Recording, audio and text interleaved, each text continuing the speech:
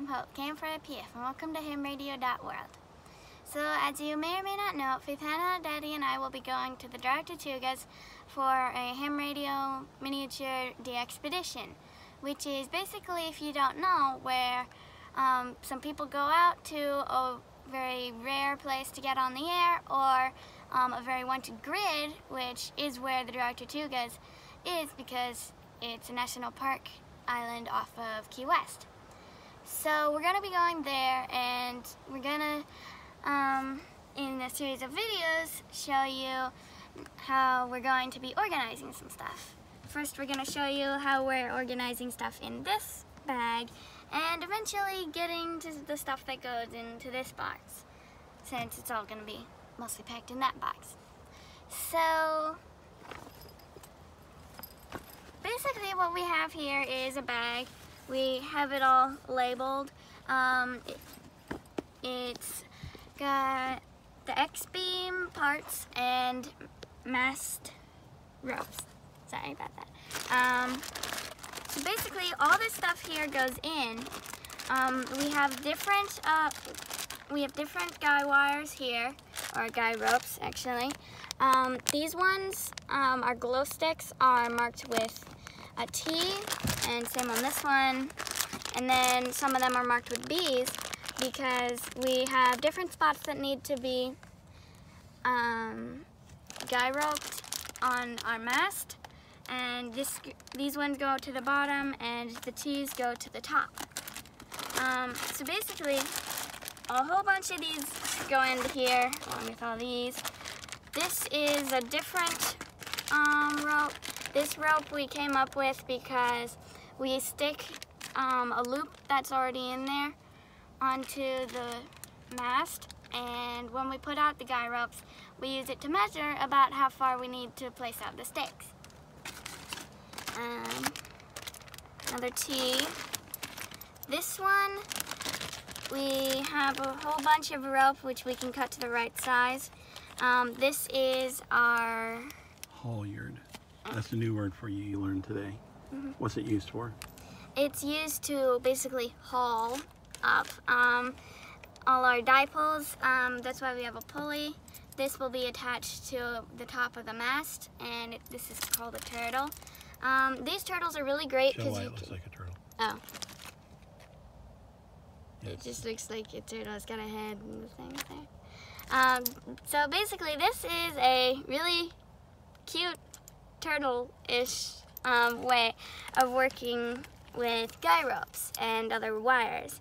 So when you have a mast, these fit onto the tubes, and you can have either 2, 4, 3, you won't a have whole bunch either of 3 different or 4. Mm-hmm. So if you only had 2, then it would fall that would fall way. over. Yeah. Yeah, We but chose you to can go with 3. So what we did with the 3 is we marked where we need to place the guy rope, so we don't have to really think about that. So also in here we have just a bunch of carabiners, so that we can clip our ropes to our stakes, which go in there, which we'll show you some other time. These ones, I think this is the one, correct me if I'm wrong, but these are the ones that hold out the ends of the dipoles, and this one too. So show the little thing you use for tension there, Hope. So these metal things in here are really useful for working with guy ropes, because instead of having to tie it and untie it and tie it and untie it to get it to the right length, what you have here is you can pull the rope through the front to tighten it. But if you go too far and you need to loosen it, you pull this and it pulls back through. But without pulling it back through, it's not going to loosen. So these are really useful. And that's what we connect the carabiner to, that little loop on it. And the carabiner then goes to the screw anchors we put in the ground. And other than all these ropes, we have some different parts to our XBeam.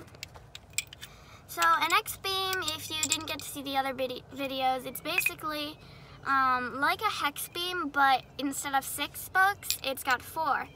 The one we use has the hub, which also fits on a mast, and there's holes pre-cut into it, so these go on.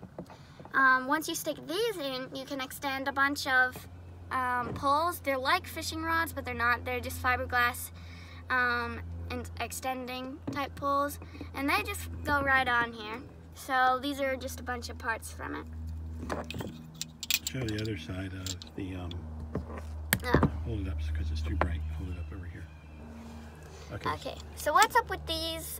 Basically these would have wires on, but we need to kind of rebuild that thing. Yeah, what happened was yesterday, we have a 6-foot coax jumper that comes down, the coax goes through the max gain system mast, remember? We had to make the jumper because we got, hold it up because next down there it gets too bright, still too bright. But the Messi and Poloni coax that we're taking with us, the PL259s are from Europe, and they're bigger than the inside diameter of the 1-inch mast.